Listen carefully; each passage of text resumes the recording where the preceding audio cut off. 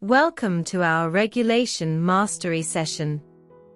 In this session, we will continue reading the CSSF Circular 22-806 from Part 1 Outsourcing Arrangements, Chapter 3. General Principles Governing Outsourcing Arrangements and Intragroup Outsourcing.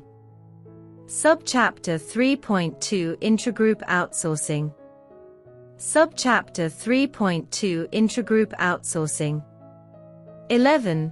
Intragroup outsourcing is not necessarily less risky than outsourcing to an entity outside the group. Intragroup outsourcing is therefore subject to the same regulatory framework and conditions as outsourcing to service providers outside the group. Where in-scope entities intend to outsource to entities within the same group, they shall also ensure that the reason for selecting a group entity is based on objective reasons. In particular, the group entity shall be suitable and the outsourcing arrangement may not expose the in-scope entities to an undue conflict of interest. 12. When outsourcing within the same group, in-scope entities may have a higher level of control over and information about the outsourced function and the service provider, which they could take into account in their risk assessment. In-scope entities shall however not exclusively rely on their group entities for the management of the outsourcing, and shall design procedures for the performance of appropriate monitoring and oversight at the level of the in-scope entity itself to ensure compliance with the requirements set out in this circular.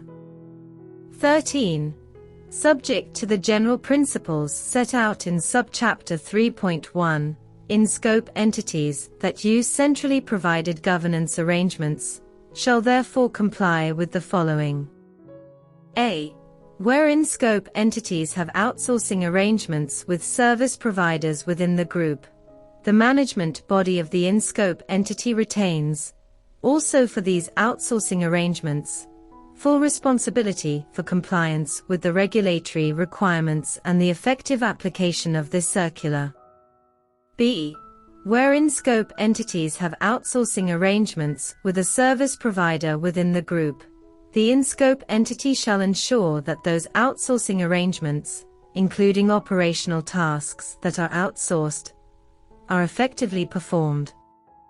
In-scope entities shall perform an appropriate monitoring and auditing of outsourcing arrangements, including through the receiving of appropriate reports, in line with Section 4.3.3 and with Section 4.2.6 and subsection 4.3.2.3, respectively. 14. In addition to point 13 above, in-scope entities within a group shall take into account the following. A. Where the operational monitoring of outsourcing is centralized, e.g. as part of a master agreement for the monitoring of outsourcing arrangements, in-scope entities shall ensure that both the independent monitoring of the service provider and its appropriate oversight by each in-scope entity is possible, including by receiving, at least annually and upon request, from the centralized monitoring function, reports that include, at least, a summary of the risk assessment and performance monitoring and by challenging those reports. In addition, in-scope entities shall receive from the centralized monitoring function a summary of the relevant outsourcing audit reports, and upon request, the full audit report. The management body of in-scope entities shall determine whether the extent and the contents of these reports are consistent and appropriate, and shall take action if these reports do not enable it to comply with the requirements on internal governance and on risk management as laid down in other relevant circulars CSSF.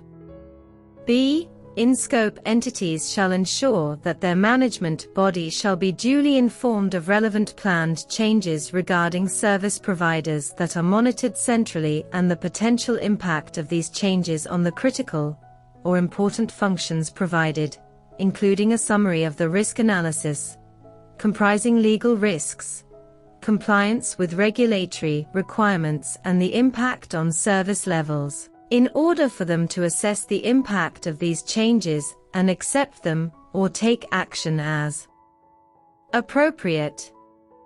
C.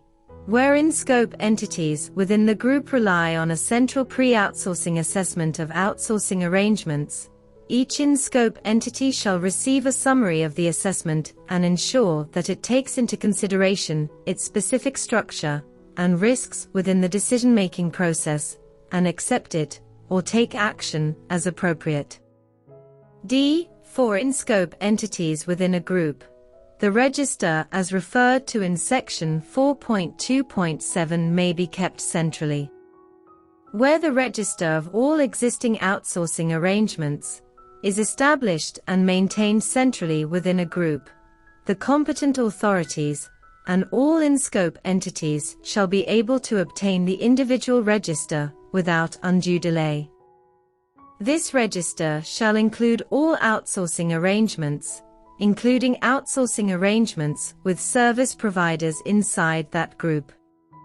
In-scope entities shall be satisfied that the register complies with the provisions set out in section 4.2.7 on documentation requirements.